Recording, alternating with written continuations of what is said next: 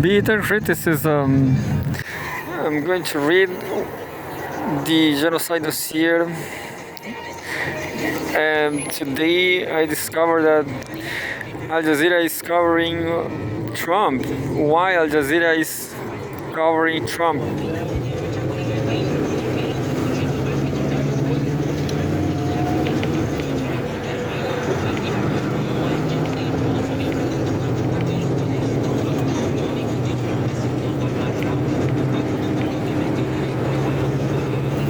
Can you see that is a live updates, a Trump live updates?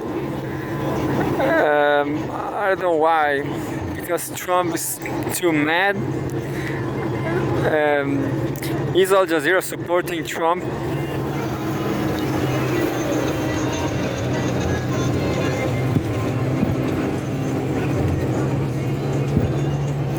Anyway, here we go. Live updates. Hamas names more captives to be freed, but says Israel violating truce.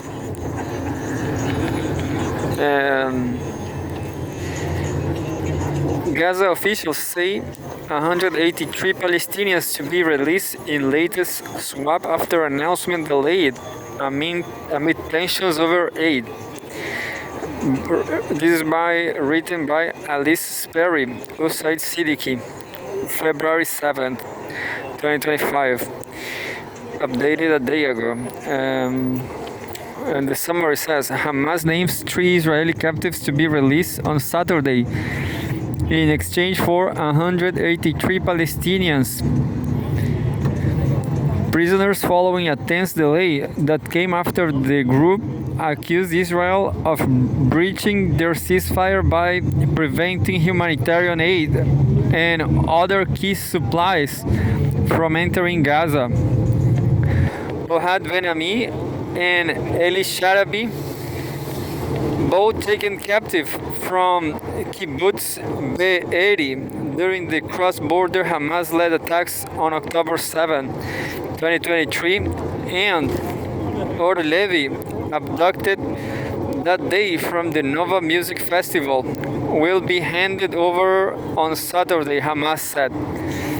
The Hamas prisoners' media office says Israel is expected to free 183 Palestinians in exchange, 18 who have been serving life sentences, 54 serving long sentences, and 111 who were detained in the Gaza Strip during the war.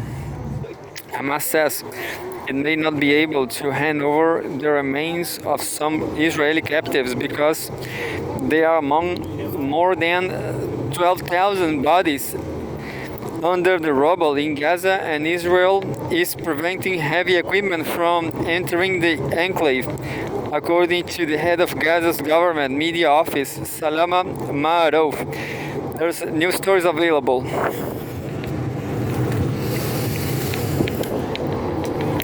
I'm going to read the new, of course. I'm just reading the summary.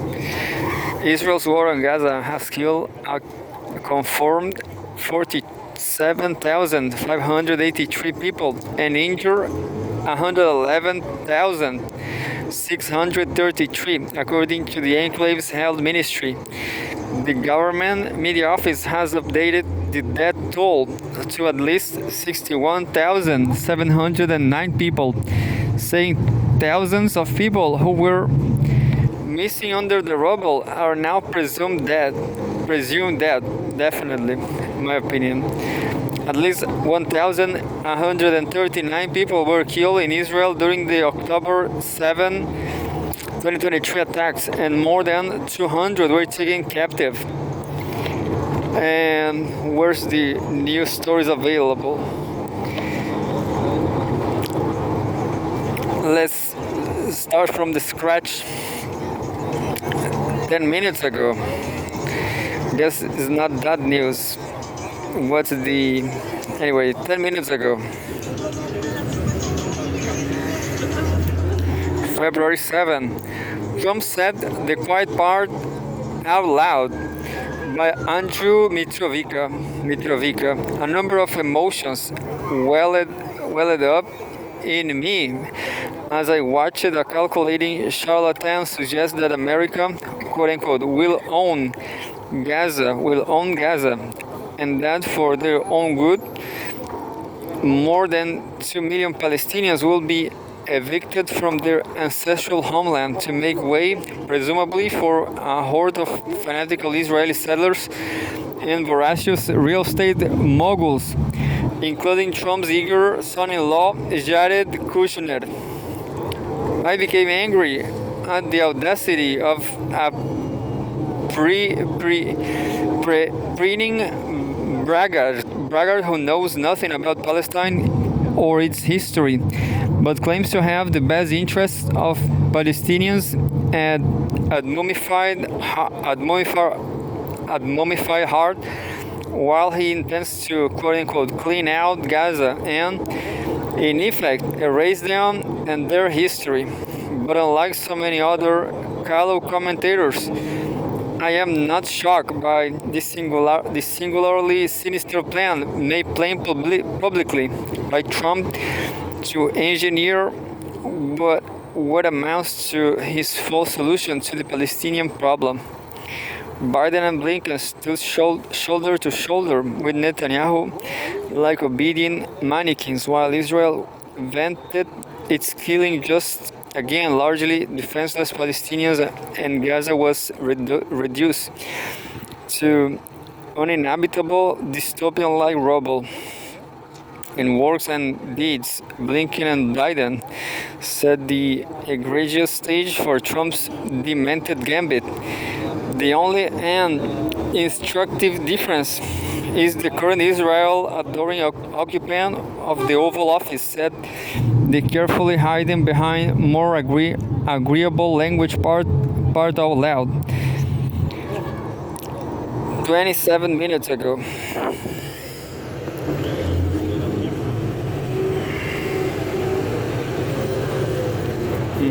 El Sisi and Guterres reaffirm opposition to Gaza displacement plans.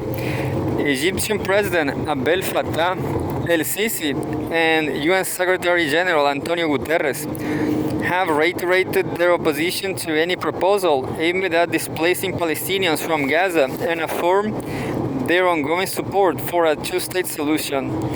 According to a statement by the Egyptian presidency, El Sisi and Guterres also discussed in a phone call, quote, Egypt's efforts to maintain the ceasefire in the Gaza Strip, the prisoner swap, and facilitate the access of humanitarian aid into Gaza, end quote.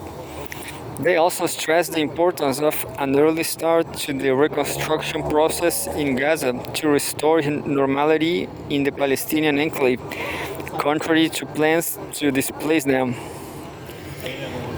And there's a new live update available. Is available a few seconds ago, yeah.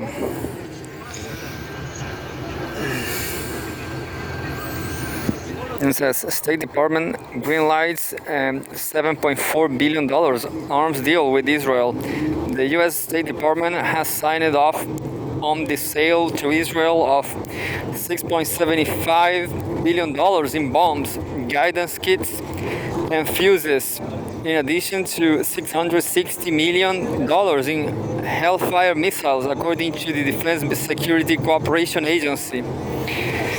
The United States is committed to the security of Israel, and it is vital to U.S. national interests to assist Israel to develop and maintain a strong and ready self-defense capability, end quote. The Defense Security Cooperation Agency said, over the past 15 months, critics of Israel's war on Gaza have repeatedly called on the U.S. government to cut off weapons transfers to Israel, alleging they make the U.S. complicit in the destruction of the coastal enclave.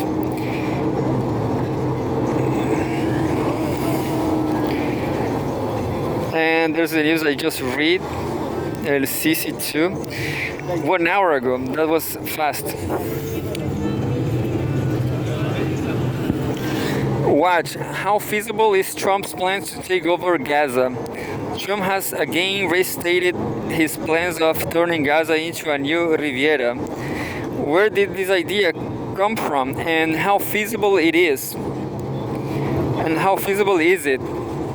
There's a video about that. I'm not going to watch the video. Friday, February 7, 1 hour ago. Gaza residents languish in makeshift tent camps in cold, rainy weather. Hundreds of thousands of Palestinians have returned to northern Gaza since the ceasefire came into effect last month, pausing Israel's 15 months assault on the territory. But most people found their homes destroyed or heavily damaged. Strong winds, rain, and low temperatures are now adding to their suffering as thousands of families are living in worn out tents after their homes were destroyed in Israel's bombardment and ground offensive in the coastal enclave. Families have since struggled to find shelters in the mounds of debris and destruction across the besieged enclave.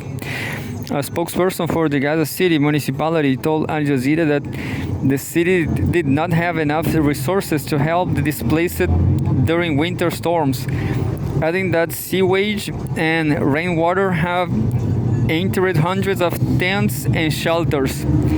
This week, Gaza's government media office accused Israel of restricting the flow of aid and new shelters into the territory.